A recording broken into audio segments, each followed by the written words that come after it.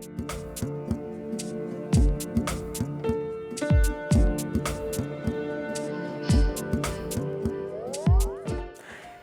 welcome to another episode of DGlux Learning Channel. My name is Paul Sinenko, and today we're talking about trees, specifically tree and tree grid component. Now, these are core components in DGlux.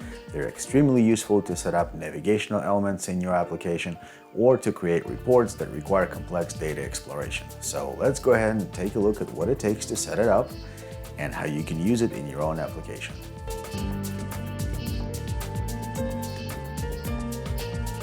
Okay, so we're back at the controls here, and let's explore what it takes to create a tree. First of all, tree component can be found under Insert, or right-click, Insert, Components, and Tree. So it's one of the core components of DGlux.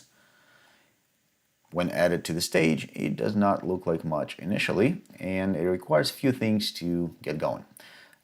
First, and most important, is data. Right, so a list of nodes to display. In our case, I'm going to jump into data flow, and on the server side here, I have a structure already set up, a node structure here. There's a building, HVAC, and then a few devices underneath. Each one has some points. I'm going to use that as a basis for my navigation. That's what I'm trying to build here. In your case, again, you can use a server tree structure if you have one. If not, the data can come from queries, REST API, anywhere you can get a tabular data from is suitable for navigation.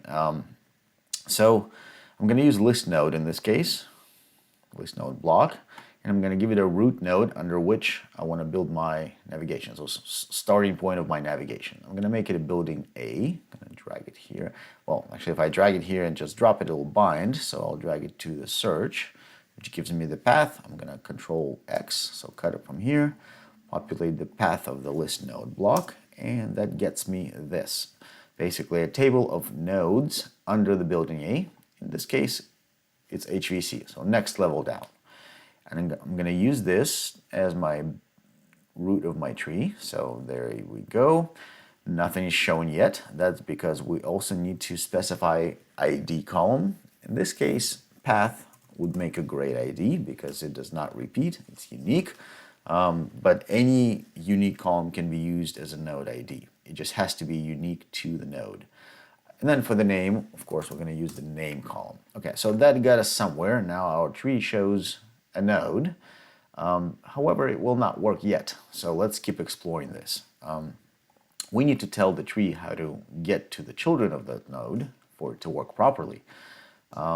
Also, there's a property called hasChildren column. If your table has information on whether or not a particular node has children, this is where you specify which column contains that information. The expected format is Boolean, basically true or false. And then finally, well, not finally, but it also can take a symbol, a visual symbol that basically controls how the node gets displayed, and the data symbol. This part is critical. This is what's going to tell the tree how to get to the next level of nodes. Right now, it does not know how to do that. So let's get started on building one. Well, first, I'm going to make a copy of this list node because my data flow symbol that will allow the tree to navigate will be based on the list node. I'm going to make this a symbol right away. So right-click, convert to symbol. I'm going to call this getChildren. There we go. And for a symbol that is supposed to drive your tree, there is a requirement. The symbol has to have two properties. You can have more, but the tree only cares about two, both table type. One has to be called input, and one has to be called output. Right? So I'm going to go ahead and accept the changes here. There's a symbol. It has two properties. It does absolutely nothing yet. But what I'm going to do is I'm going to link in some data to the input so that when we go back to further work on our symbol, we're not working out of context. We're actually working with some data. Right? So the expected input for the input property is a single row, which will basically signify the node that you've selected. So single row is exactly what we have in our root table, right? So, or you have it open here. So this table has a single row. That's exactly what's expected on the input. So I'm just going to go ahead and use that as an input. And then I'm going to go into my symbol. So now if I look at properties, my input is not empty, so I can actually use it. I'm going to take the path of this single row and bind it to the path of my list node block, which will get me children of that. The output, I'm going to close this. So the output of the list node block goes to the output property. And I'm going to make output property read only. Tree does not care, but as a good practice, you should do that for any property that is not where a user cannot input stuff, where only symbol outputs values. All right, so there we go. So now I have a symbol. So we just need to tell the tree to use it. Now, we're not going to tell it to use this instance. Well, we only did it so it's easier to build. We just need to give the tree a name of the symbol, like this. So now tree's supposed to know how to navigate. Let's try it. Look at that. Okay, so cool. So now we can get down to the points and that have values.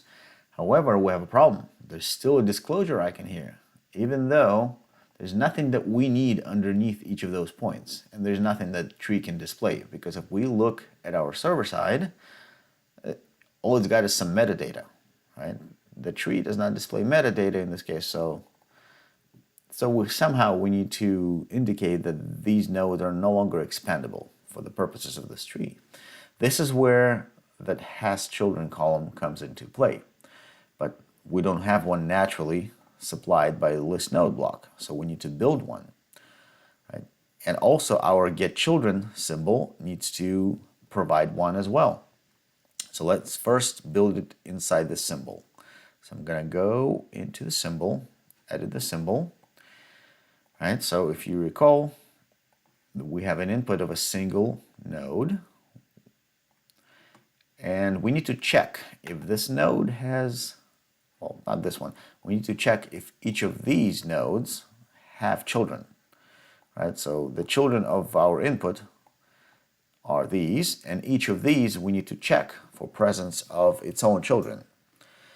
So we need another symbol. So we need a very simple symbol that simply checks the content of a node and returns true or false if it's got children or not.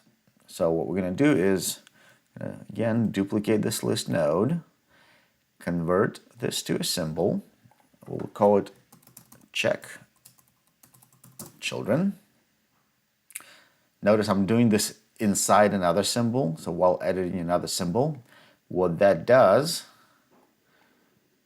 is absolutely nothing. So you see that it just creates a symbol just as you did it outside. So it doesn't matter on which data flow canvas you create a symbol, it still goes into your list of symbols. However, if you want to place a symbol inside, hierarchically inside another symbol, just for purposes of cleaning up your workspace, if you rename it as first symbol, getChildren dot second symbol. Oops, let me spell that a bit. Oops. I'm gonna rename that. Right, so now it gets arranged to be a child of another symbol. It means absolutely nothing from functionality standpoint, but it does give you an ability to organize your data flow symbols nicer and make it easier to navigate and find stuff. We just have to make sure that we delete this instance, which points to a symbol that no longer exists, right? And we drag this one out, which now points to a symbol that actually exists. Okay, so I'm going to edit this symbol, right? It just has a list node and nothing else. Go to symbol properties, and it's going to expect an input of a string of a node path, called path, and give you an output of a Boolean, has children. Okay. So the path will go into the path of the list node. All right, so it's blank, so obviously the list node will not return anything. So then I'm going to check the length of the output, the children table, and then I'm going to say if the length is more than 0, then true, else false. So this means that if this block returns children, that means it has children. And bind that to our hasChildren property. Again, make it a read-only because we're supplying data out of the symbol. We're not taking data in that property. And while I'm here, I'm going to do one more thing. I'm going to check for the value as well and add a value to our table too. So I'm going to just grab a getValue block, just simply by grabbing a node and dropping it. And I'm going to use the path to check a value at that path. And then I'm going to do the same thing. Well, I'm just going to output add the value property, so add a string called value. And I'm going to bind the value to it. Don't worry that it kept the original value. When the symbol gets rendered initially, that's not going to be there. So that's it. So now it'll take a path, it'll check for children, check for value, and supply both. Bam. So that's done. We can actually check how that works. We can, so let me grab a path from something, from, for example, this. I'm going to supply it here. And there we go. See, it has children, has no value. Because node VV1-1, it's right here, has no value, but it does have children. But I need to do it for every single item in this table, right? Because I have a bunch of AVs here, and I need to check each one. So let me clean up my space a little bit there. So that means I have to run this in the repeater. So I'm going to use a repeater. It's obviously going to be a data flow repeater since I'm repeating a data flow symbol. All right, I'm going to use this children table to drive it. All right, I'm going to repeat this check children symbol. I'm going to delete this instance, don't need it. So I'm going to populate the path like so. So if I look at the output, now I have my children and value. Values are all empty because none of the VV nodes have values, but all of them have children, so these are all true. So that's cool. Now I need to join it to the original data set. So I'm going to use the join dataset and the repeater output. And we're going to join based on path because the original table and repeater output both have path. So that gives us a table like this, which has all the original node information, and now it has children and value. Right? And of course now that will go to the output. Okay, so we're done with the symbol. We just need to apply the same logic to our root node as well. So I'm going to copy these two items. Right, so I'm going to save the symbol. I'm going to come back here. This we can delete now because remember our symbol already exists here. I'm going to paste what I copied, and I'm going to bind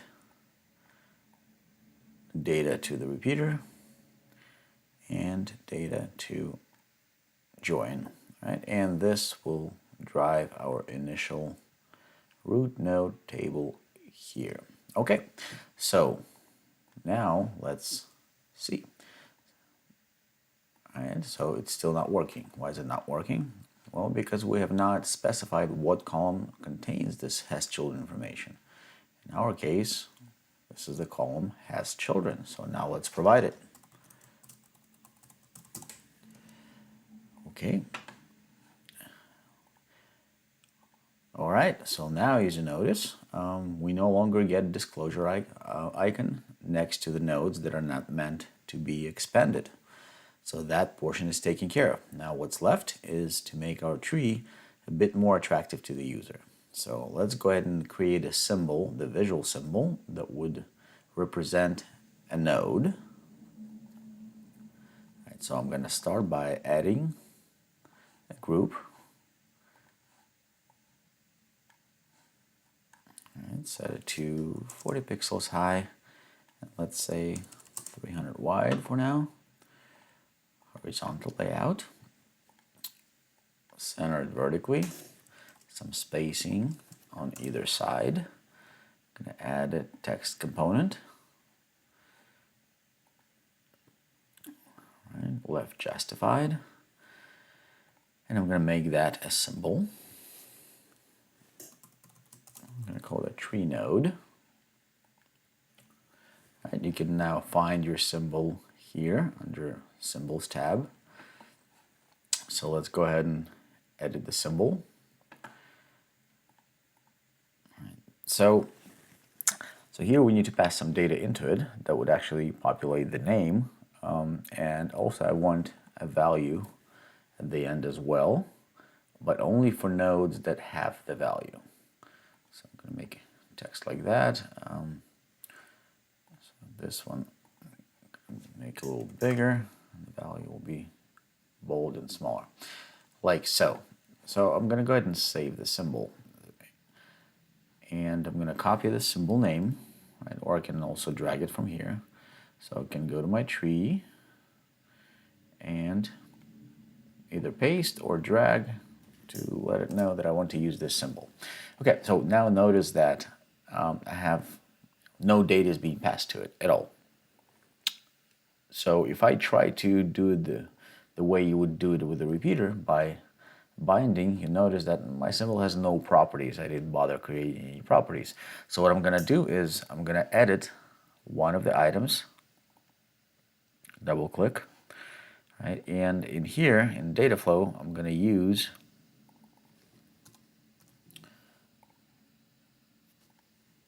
map to table block. There we go. And that gives me a whole row to play with, so whatever row corresponds to that node. So from here, I'm going to bind the name, like so. I'm also, so let me make this auto size. There we go. So I'm also going to, to provide some spacing between the value and the name. And for the value, right, I'm just going to bind the value.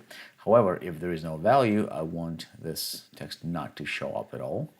So I'm going to do a quick check, length of the value, and it happens to be above 0, so more than 0 characters, then true, else false, and that's going to be bound to the display. There. That should do it. Okay, so that worked as exactly as I wanted it. So I'm showing the name and the value for the nodes that have value. For the ones that don't, there's obviously no value. Right. So next, I can actually have some control over icons, disclosure icons here. Now, by default, it's just a little triangle, as you can see here, that points right or down, but I can supply my own. For example, I happen to have a few icons uploaded here, so I'm going to use this guy to indicate a node that needs to be closed. Oh, I'm sorry,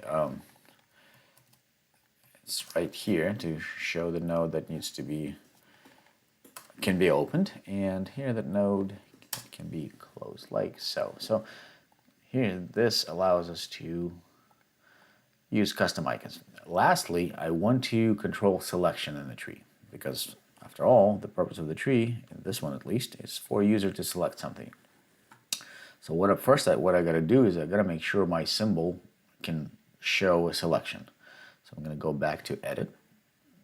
Make this a little taller, maybe. 30 should be fine. And I'm going to use again the selected property. Right, I'm going to bind to few properties here. Do control bind to the background. I'm going to say what it's selected. Let's make the background kind of light gray. Otherwise, no background. And then the text. Control bind. Do the other way around. So when true, do dark gray. Otherwise, white. And I'm going to also bind the color of this to the color of the value text as well. And lastly, I'm going to change the mouse to my hand cursor, and I'm done. So now I need to enable the selection. So scrolling down to the accordion here, just like in the repeater or any other group, it has the accordion called selection. And I'm going to, by default, it's disabled. So I'm going to enable single select. Right? So now we can start selecting nodes. The selected node is provided here in the selected items table. So as I click, notice that it updates the row in the table. So for my overall application to respond to a navigation from a tree, I'm going to use this table to output currently selected node as an example. Also, if I want to force a node selection, right? Let's say I have other components on my dashboard that control selection, and I want the tree to reflect that. There's a property called select node, and this expects either a single path or comma separated paths, or not paths, actually unique IDs of a node. In our case, it's a path, but it's basically whatever column you're using for the ID.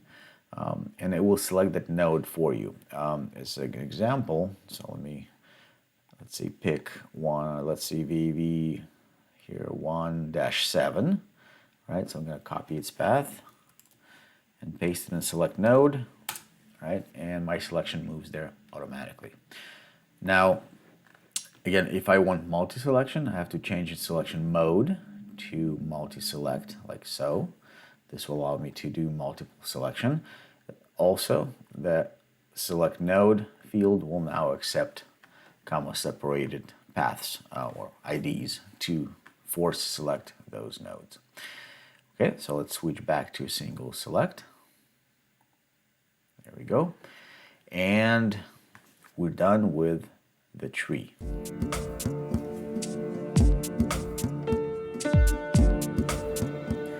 Okay, so now that we have regular tree, let's explore a tree grid, see how that's different and actually how very similar it is to the regular tree component.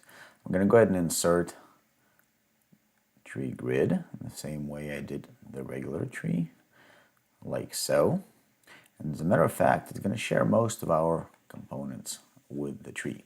So I'm going to start by providing same data that I already have that's feeding my tree. So I'm going to use this as a source for my tree grid. Right? I'm going to use exactly the same symbol for data symbol, which is going to be getchildren, like so. All right, and what I need to do now is add a column. I don't have any columns, that's why it's blank. So I'm going to start with the tree column, because you can also add regular columns. So the tree column, there it is.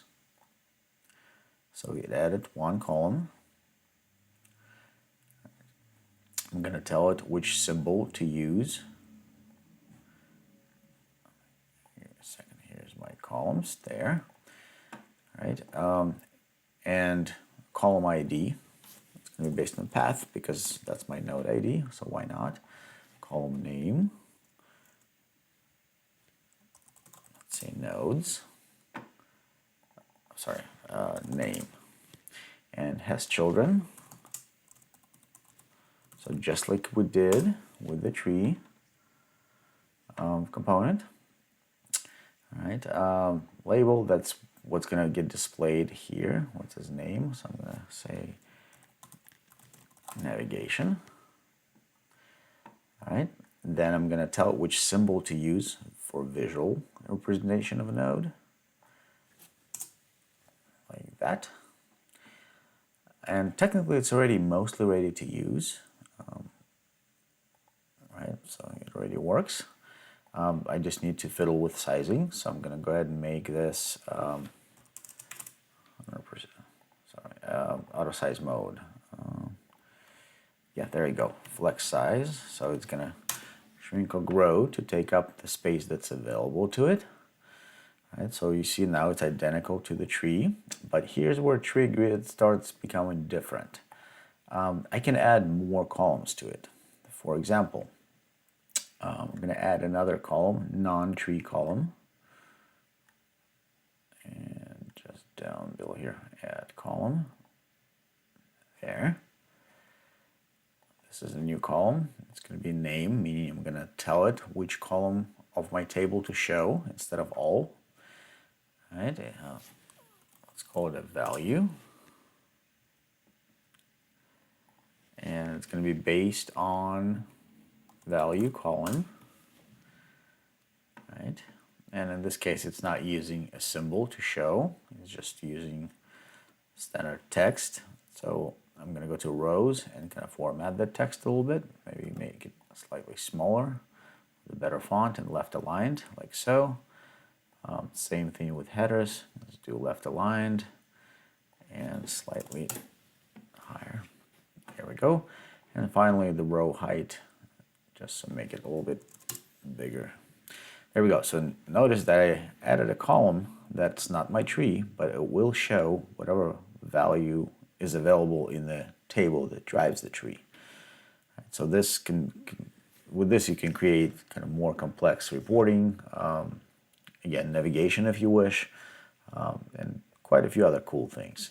So that's all there is to a tree. So now let's try to sync the selection between the two trees. So just like the tree grid also has selection. So selection enabled, right? And there we go. So what I'm going to do is I'm going to take the selected item and I'm going to bind it to my tree selected node here, select node. All right. So now, as long as it's shown, right, notice that my selection is synced between the grid and the tree.